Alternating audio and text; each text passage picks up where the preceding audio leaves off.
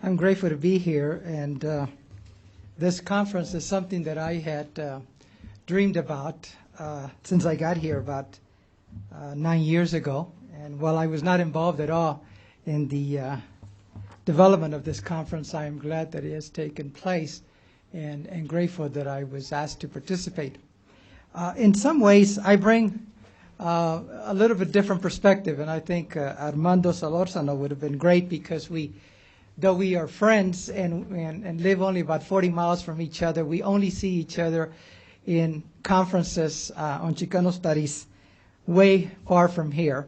And so it's always nice to see him, and we seem to go along very well. We get along well, and we were able to debate and sort of bring in issues that are valuable, and I think we're a good sounding board for each other. So I hope he gets here in time to participate and to hear what I say so that he can either add to or rebuttal.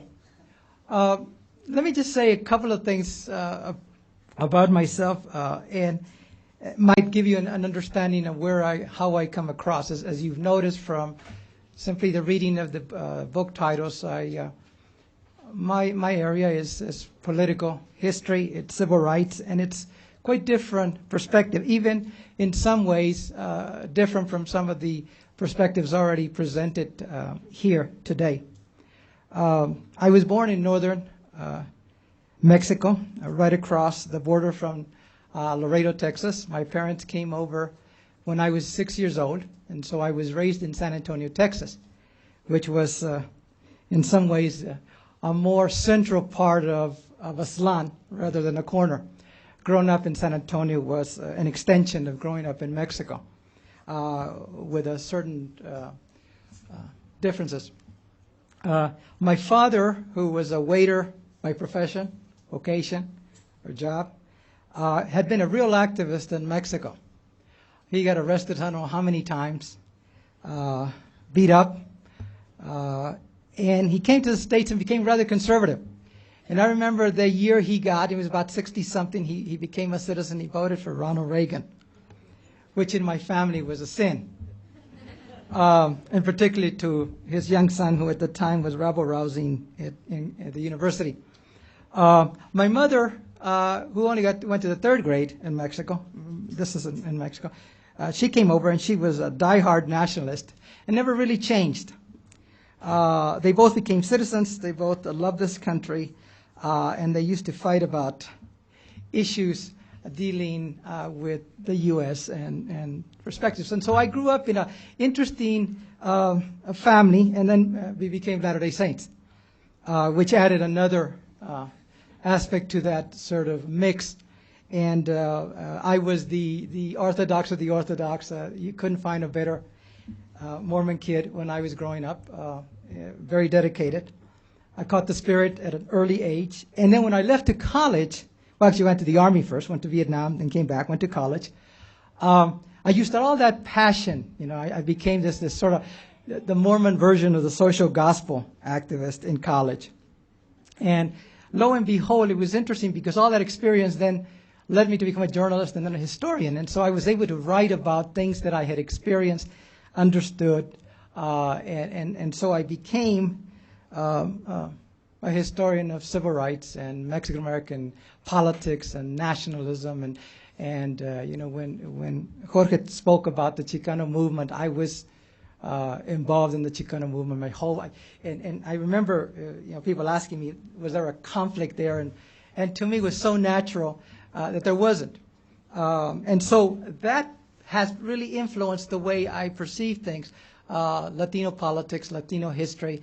And so when I came to Utah, it was rather different for two reasons. One, of course, Utah being a little bit more conservative, but also as I saw Latino organizations developing and some of the things that they've heard people talk here, particularly in Utah, what is so interesting for me has been that I seem to have come to a place and I'm reliving what happened 25, 30 years ago. When I hear some people speak about what we're doing for the Hispanic community or the issues we're dealing with, or even the issues that Jorge spoke about, socio. I mean, the socio phase in Texas occurred almost 25 years before. And by the time the 60s came, it had already been discredited. But in Utah, it served this purpose. And one of the things I learned as a historian is that you don't get too critical of the way people approach things and the way they fight for their rights, because oftentimes it had to deal with time and place and circumstance. And as I've grown older and sort of not phased out of my activism, but matured in it, I've come to be much more tolerant. Although a couple of days ago, I was telling my wife that maybe I'd become too tolerant, and I needed to backtrack a bit. But what I wanted to do, and what Armando and I had talked about, and we talked about on the phone a couple of times, and we came up with a title that we both came to realize didn't reflect as well what we wanted to say as it should. But what we were interested in was to try to present some ideas about how to look at Latino history in Utah in terms of connecting it to the larger Latino studies discipline. And we all owe a great service to and thanks to Jorge for having published it. I think I've heard people talk about wanting to do something on Utah Hispanics. And other than a couple of smaller things that had been done before, nobody had ever done anything. And Jorge undertook that and created a foundation and a base for it. My approach is a little bit different from Jorge's approach, and also in some ways from the last two speakers, because I think there was something that was common, and it's often common in Utah to talk about, and that is that education is what gets you out of problems, and it's getting educated. Well, one of the things that comes out of the Chicano movement, the 60s, and civil rights, and even by those of us who teach it, is that does education really help? And is it really is the argument really about what kind of education we hear, and what kind of education we deal with? And one of the reasons that Chicano studies as a discipline was established, and now Latino studies, was that there was a feeling among a number of scholars who said, you know what, the problem is that the education system has some real fundamental flaws in it as it relates to minorities in this country. Because one of the things that we saw, and that is Mexicanos and Latinos have been educating themselves for the last 100 years, was that, and it leads to the question that I asked Professor De Hoyos, and that is that even though education has been in the community for a long time, and there have been very successful people who have gotten a good education and done something well with their lives, the fact is that we still struggle for leadership in the Latino community. Not that we don't have bright, intelligent people fighting for issues, but the fact that we do have a very strong, significant group of Latino educators who are very well established, and they seem to have very little influence on the community. And I'll give you one statistic, and I'm sorry that the governor's representative had to leave, but because he might have been able to either say I was right or wrong. But we have, according to one poll done in Utah, native Utahns, Latino native Utahns, been here at least 3 generations, have the highest per capita income in the nation. Also some of the most educated Latinos in the country. And yet, the question I always hear is, where's the Latino leadership in Utah? Why is it that in Utah, with that kind of statistic, we struggle so far behind other places? Now, of course, the numbers, and there's so many other issues involved in that. But so when you think about that, you say, well, what does education do? If it creates a core group of Latino educated, and so few of those participate in a significant way, what does it say about the educational system? What is it that we're being taught? And so Latino studies came about, the idea is we're going to change the notion of what is being taught in education so that people feel responsible. Have we done successfully? No. The system's too difficult. It's too difficult for a young person getting out with their degree not to fall into the mainstream and do the same thing. And, it happens here in BYU. I have one of the professors who teaches American Heritage who says, we teach a lot about, values and responsibilities and everything else. But the majority of kids want to go out and make money. And sort of benefit from the status quo. And so consequently, Latino studies becomes important in dealing with that. And let me run over 4 points, just in case Armando Solorzano comes in. If he doesn't, I'll take the rest of the time, and then you can ask questions, and we can go from there. When we talk about Utah and Latinos in Utah, we come to the understanding that, or we tend to say, yes, he just showed up, and so I just wasted 10 minutes of my talk. It's okay. When we talk about Latino history in Utah, we sometimes, there's 2 ways to look at it. Either Utah is very much traditional, or it's quite different. And I think the problem with dealing with Latino history in Utah that way is that it may create a problem in helping us to understand the complete Latino experience in this country. That is, if it's too unique, what value is it to a Latino in Texas?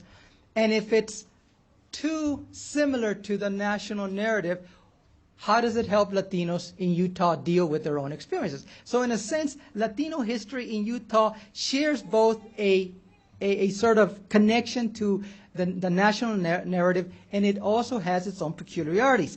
There is no doubt that what comes to mind immediately when we talk about Utah and its Latinos is religion, since religion plays a part. And I will concur with that, but one must be very careful in how one uses that valuable point. For if we are historically correct in studying Latinos in Utah, we must admit then that Latino Mormons have always been a rather small minority within the barrios. Today, LDS leaders and researchers estimate that only about 15% of all Utah Latinos are members of the church. Yet, and here's where this being Latino plays a big part in Utah, Latinos are now crucial for the church if it wishes to continue to grow within its area of predominance. So Latino Mormons are a small group, but have now captured the full attention of the church because 85% of them have never heard about the gospel. So interesting, small group, but incredibly significant. That analogy may be used in looking at Latinos in Utah. They are a small minority, though one expected to grow incredibly the next few years, but they are a crucial minority. Crucial, why? Let me explain in a short fashion several reasons why I think Latinos are crucial to Utah history, both past and present and future, and that history is an evolving animal that can be seen in the future, especially for Latinos. Since we tend to live in the past. Now that sounds negative, but it's not that way. It means that the past is always with us. It's constant. We learn from it, we apply it, and we try to change it. Let me put these points in the context of how they can be used to study Latinos in the academic context. First, once Mormon pioneer migration came to an end, Latinos became the largest group of white/non-whites to come to Utah. And let me repeat that. They became the largest white/non-white to come to the state. I use the term white, non-white because until the mid-20th century, Mexicans and Mexican Americans were considered white by treaty and law, but treated like people of color by custom, tradition, and policy. And I differentiate policy from law from policy. This is particularly true in the West. Consequently, Mexican origin people, which is, of course, is still the largest group of Latinos in Utah in the West, presented a particular problem for whites in Utah in the West. They were perceived as different, treated as such, but they could not be legally treated that way. Since American morality is often based on judicial interpretations, and think about when people talk about constitutional rights, they're moral rights. Even though they may have little to do with morality, we Americans tend to interpret morals through the judicial system. And they are always tempered by what judges used to call common knowledge. That is the definition of what a person is. A person is either white, black, brown, or 3 shades of green if people think they are. It's a social construction because people who are darker than others may be classified classified as white, and some who are much whiter be classified as color in the legal system. How they were treated, or how Latinos were treated, depended on their function in labor, church, and the particular biases of the population in the state. And let me just say something in disagreement with Professor De Hoyos. I used to have a professor friend who used to say, I can't discriminate against anyone because I don't have any power. I can be biased against them. I can be prejudiced against them, but I can't discriminate against them. We can stop people from being prejudiced or from accepting prejudices or biases. But if there are bosses, if they're in government, if they have control over our lives in that sense, they can't discriminate against us. We may never accept the hostility or the rhetoric, but we're going to have to accept in some way or another that we have certain limitations because they can and have the power to discriminate against us. So the first things we must learn about Latinos in Utah is how they were defined by the white population and how Latinos responded with their views of their own identity. There are 4 points I want to make as quickly as I can. One is, how are we defined and were defined initially by the white populations, and how did Latinos respond? In some ways, Professor Rivera's book deals with the construction of internal communities and the way the Mexicanos try to deal with hostility, racism, prejudices. Here, religion plays a part because everything in Utah is about religious views, be they Mormon, Catholic, Protestant, liberal, conservative, or atheist. In Latino studies, we know how Texans viewed Latinos, how Arizonans saw them, how Californians described them, and how they were perceived in the Midwest. Great similarities? Yes. Differences? Yes. Those differences come, of course, in the way they work, they live, whether they came in large numbers or in steady streams, whether they stayed initially or did so after many years. Latino identity is often dependent on the culture and reception of the host population. We Latinos impart, or what you want us to be, and in part, especially what you don't want us to be. And so that our identity is based in this negotiation of space. A second point, and I think this is very preliminary, is the notion of space among Latinos in Utah. As Latinos find their space or their place in the state, they will redefine the space of many other Utahns. Consequently, their numbers, their adaptation struggles will provide a new chapter in Utah's history. So it becomes imperative to study the concept of space and place among Latinos in Utah. We know that one segment of the population, their place in Utah was Zion. To others, it was the wondrous West where people came to make a fortune, or for Mexicanos to simply find a job. For others, it was a place to escape the entanglements of the West. There are probably many other spatial reasons for coming to Utah. We know that Latinos came to find jobs. That seems to be the reason most scholars give for having so many Mexicans, Peruvians, Central Americans, etc. in this country. But the question, which few Latino or other scholars have dealt with adequately, is how did and how do Latinos see this place? Space and time provide us a big part of our identity. Where we plant our emotional crops and how we calculate our social time decides much about how we see ourselves and how we react to how others see and treat us. Growing up as a Latter-day Saint, I was particularly sensitive to Latinos in my small ward going to and coming from Utah. Coming here with the expression of either a strong testimony, that is, you are now strong enough to live at the core, or it was a sign of, well, looking for a sign, because your faith was not strong and wasn't getting any stronger. So you ran to Utah and see if by drinking the water something would happen. The perception of Utah to Latino members in San Antonio, Texas, was nuanced, while simplistic, and involved both religious and economic factors. You went to Utah because of your faith, but also to find a better job. After all, Zion was the land of the blessed. I imagine that over time until today, Catholic and other non-Mormon Latinos come here are also conscious that Utah is Zion. But the interpretations are quite different about what that means. But Utah is also the West, the Rocky Mountain region, a desert. It snows too much, and you can't get a good taco or pupusa when you really need it. And no one comes to Utah expecting to find a good barrio. So how calculated were the plans of these Latinos who came, and how on target were their views when they arrived?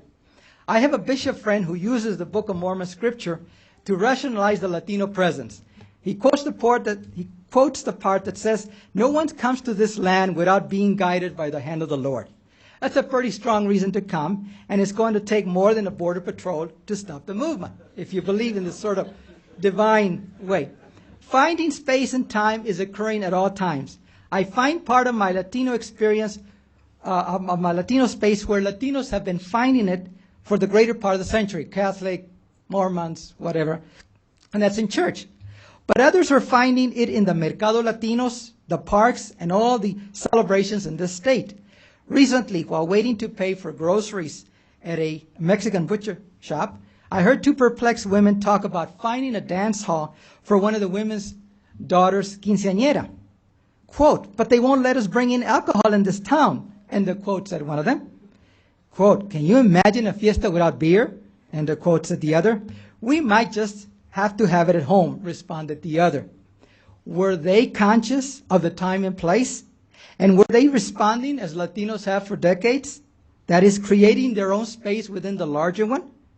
But they were also defining themselves by responding to their environment and the cultural and religious differences in the reality. So what is the space, and how do we perceive that space over the last century? A third point of importance for the present and to understand the past is, how have white Utahns responded to Latinos over the century? This is a little bit different as to how they perceived them, how they spoke about them in public, but how have they responded to them? After all, I like to give Utahns a lot more credit as being sort of nicer than others in the West and the Southwest. But the reality is that not much has been published on white reaction to Latinos in the academic or popular press in Utah. Some, but not much. But there are a number of master's theses and dissertations that do deal with the topic. These are a gold mine, not because they get it right, which they don't, but rather because these academic works are usually more about a student's perceptions, and I may add, their instructor's perceptions, than it is about what really goes on with Latinos or what really went on. The statistics are valuable, even if often wrong, and so are the conclusions. They reveal things that are not often discussed in public. They disprove the notion that Utahns were not conscious of Latinos. When I came here for my job interview, and I gave my spiel, and at the end somebody said, "Well, what would you rather do later? What do you want to do after you finish what you're doing?" I said, "I want to do a work on Latinos in Utah." And, they all chuckled, all 25 of them, and said, "What Latinos?" And probably still hear that from some. What Latinos?